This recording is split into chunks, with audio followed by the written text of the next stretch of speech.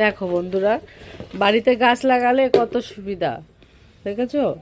কি রান্না করব কি রান্না করব, এই একটা ডাঁটা কেটেছি।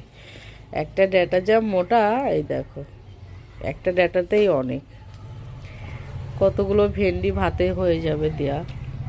গাছের ভেন্ডি, কমলা তুলেছি, বেগুন তুলেছি। এই যে দুটো বেগুন যা একটু ভালো, এটা নষ্ট হয়ে গেছে, এটা পুরো নষ্ট হয়ে গেছে। এই ঘ্যাটের মধ্যে এই কাঁচা টমেটো দিয়ে দেবো, চারটে তুলেছি, আবার কটা কাঁচা লঙ্কাও তুলে নিয়ে আসলাম, হয়ে যাবে আজকে। ঠান্ডা লেগে গেছে, কালকে গেছে ওইদিকে রোদের মধ্যে, ঠান্ডা পুরো লেগে গেছে। ঠিক আছে বন্ধুরা, ভালো থেকো। কেমন হলো বলো, বাড়িতে এরকম সবজি লাগালে কেমন লাগে বলো। কিছু না থাকলেও একটু কিছু করে খাওয়া যায়, বলো, জানিও বন্ধুরা।